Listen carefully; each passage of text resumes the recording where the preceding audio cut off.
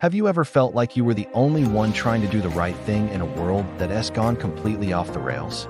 Imagine a time when the entire world was spiraling into chaos, consumed by darkness and wrongdoing. It's a heavy thought, isn't it? But in the midst of that chaos, one man, Noah, held on to his faith. He was a beacon of righteousness in a sea of corruption. One day, while in prayer, Noah received a message that would change the course of history. God spoke to him, not with a whisper, but with a divine command that carried the weight of the world. Build an ark, the voice instructed. A great flood is coming to cleanse the earth. Can you imagine hearing that? The sheer scale of the task, the gravity of the warning. It wasn't just a suggestion, it was a call to action, a monumental test of faith and obedience. So, Noah began. He didn't just think about it or question it. He took a deep breath and started building.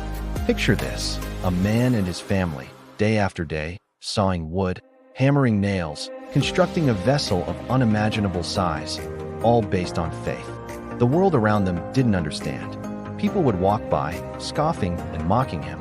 Look at the old man building a boat in the desert, they'd jeer. Has he lost his mind? But Noah's faith was his shield against their ridicule. He knew his purpose was greater than their understanding.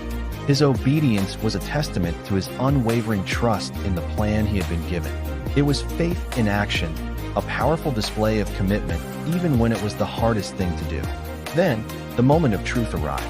The ark was complete, and as if on cue, a miraculous procession began. From every corner of the earth, animals started to arrive, two by two. Lions walked alongside lambs. Birds of every kind flocked together, and creatures great and small made their way, peacefully, into the safety of the ark.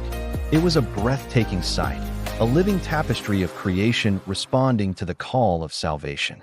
This wasn't just about saving animals. It was a profound symbol that life itself was being preserved through one man's faithfulness. The ark wasn't just a wooden boat. It became a sanctuary, a floating haven of hope. Just as Noah had been warned, the skies grew dark, and the first drops of rain began to fall. But this was no ordinary storm.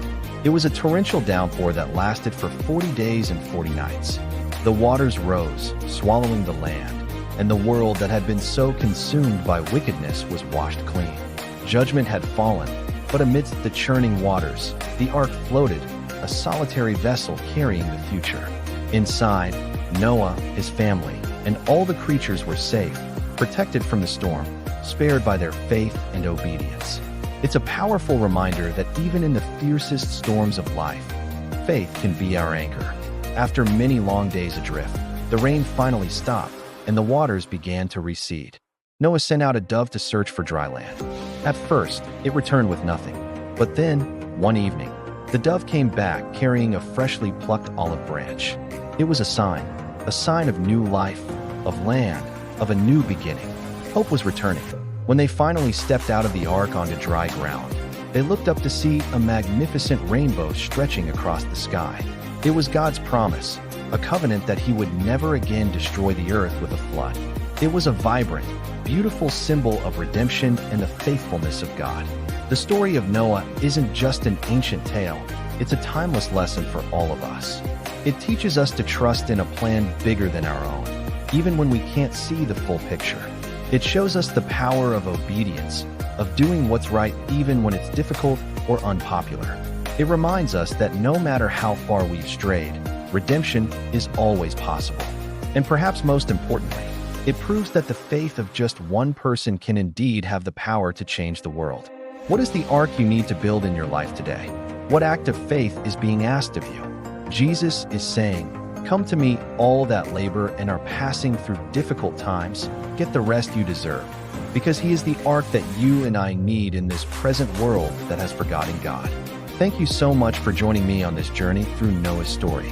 If this message resonated with you, please give this video a thumbs up and consider subscribing to our channel for more inspiring content. We'd love to have you as part of our community. Until next time, stay faithful and keep building your ark of hope.